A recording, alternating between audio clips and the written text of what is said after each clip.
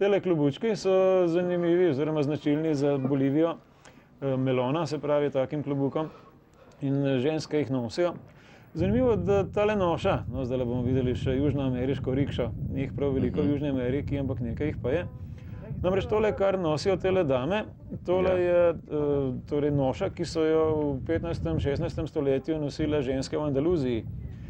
Domačinke so pa seveda nosile, torej tiste potomke Inkov so pa nosile popolnoma drugačno obleko. Potem je pa torej španski podkralj z dekretom zapovedal ženskam, da nosijo takole obleko. In res in piši, v Španiji seveda že zdavnaj ne nosijo tega več, tam pa še vedno. Torej, ker lepo, ko je enkrat nekaj ukazano, takrat se tega držijo in se nič kaj dosti ne spreminjajo svojih navad. No, le redko katera ženska je brez klobuka in tudi, če ga nima, no, tudi moški imajo seveda klobuke, malo drugačne. Sicer je bilo prav toplo, ampak temule se je le zdelo, da mora imeti najprej kapo, potem pa še takle infiniten kavbojski klobuk na vrhu. No, prispela sva to v redu tja in zdaj je bilo vprašanje, kako priti do Urosov. No, prej sva že začela govoriti, kaj so zdaj tele Urosi. Urosi so otoki, ki so umetni, ki so jih pač prebivalci tistih vasi, kamor se bova zdaj odpeljala, sami napravili. Sicer na ta način, da so tiste papirusova stebla sekali in jih nekako nalagali na tla. Ampak tista tla so pa, kot že rečeno, skoraj 1 meter pod vodo. Tako da je vse skupaj kar malo nenavadno. Sicer jim pravijo malo pesniško, da so to plavajoči otoki, no pa ni čisto res, so kar stoječi, ampak so pa še vedno mehki in so vse nenavadni. No, dolgo smo spraševala, kdo bo šel tja in tale, ki ga pravkar vidiš v ozadje, ki pravkar kurbla po domače povedano naš motor, to je zdaj naš kapitan, ki nas bo odpeljal zdaj na otoke. Namreč 2-krat do 3-krat na dan se s takim lečovnom da priti do njih. Ta seveda prevaža domačine, če se pojavi kakšen tujec, pa seveda še njega zapelje tja. In zaradi tega, ker to ni kakšna turistična organizirana stvar, je dosti poceni cela stvar. No, tole je zdaj papirus, ali pa papirus, kakor pač kdo izgovarja. Takole raste, tukaj je voda dovolj globoka, da čoln mirno vozi, sicer ima izvenkrvni motor, ampak takole je cel severni del jezera je pravzaprav takole zaraščen, kot tukaj vidiš.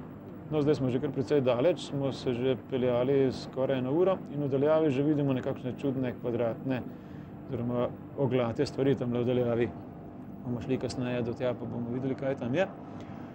No, zdaj pa kako so napravljeni tele otoki. Tukaj le vidiš, da sekajo tale papirus in ga nalagajo na kup, potem ga bodo pa, torej nekateri čolni so taki, kot tukaj vidiš, drugi, ki bomo malo kasneje videli, so pa še dosti bolj slikoviti kot tile.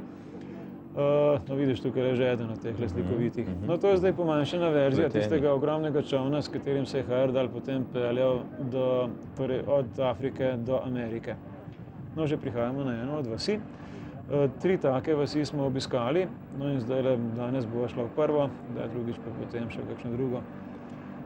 Tisti stolp na sredi je nekakšen stražarski stolp, ki je istočasno tudi razgledni stolp in ga ima vsaka vas, tako kot nekakšen zvonik.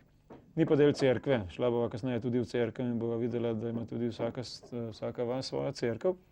No, tukaj zdaj vidiš, da pravzaprav to ni otok, mislim, ni plavajoči otok, ampak tole je zdaj dno, ki je tukaj že precej plitko, potem se pa takole začne otok. Ampak zemlje pa nikjer niti ne čutiš, niti ne vidiš, ker je pač enostavno ni. Cel otok je enostavno sestavljen iz iz slame, bi rekli, in zdaj se bomo po tele slami lepo začeli prebijati proti, tole je zdaj centralna pošta, tista rdeča zadeva, druge pošte v vasi ni. No, to so pa zdaj tla. Vse nenavadno, moram ti reči, to so moje noge bile pravkar. Namreč udiraš se kar krepko, če počasi hodiš kakšen decimeter, če pa tečeš pa še malo globje. In tako zelo, mogoče se malo sliši iz zvoka, namreč zelo nenavaden zvok je, ko šumi pod tavo in ko nikoli ne stopiš na trdna tla, pač pa je vse ves čas nekako prožno, kot da bi po gumi hodil. No, zdajle bomo se da na tem kaj trdnega zgraditi pravzaprav? Kamere smo zdajle vzeli v desno roko, leva roka pa pleza po precej majavi lestvi in se ne počutimo zdajle preveč trdno. Kako se gradi, bova pa tudi zdajle šla, mislim, da pogledati, če nam bo to uspelo že danes, če ne pa prihodnjič. No, spodaj vidiš svetlo-zelen čoln, kar pomeni, da je pravkar zgrajen, oziroma tisti je še v gradnji. Hiše pa bolj ko so rjave, bolj so stare. Najnovejše so še zelenkaste. Seveda, posebno obstojna zadeva tole ni. Pač vsakih nekaj let je treba zgraditi novo hišo, ampak no, ne vem, če nam bo danes že uspelo videti, kako izgleda gradnja takele hiše. Namreč postavljena je v dobri uri ena takele hiša. Nekaj kolov se zapiči, lepo se rogoznico napelje naokrog, pa smo. In predvidevam, da ni potrebno nobeno gradbeno dovoljenje posebno. Gradbeno dovoljenje, verjetno. Mogoče treba župana malo podkupiti, ali pa še to ne. No, tole pa zdaj cel.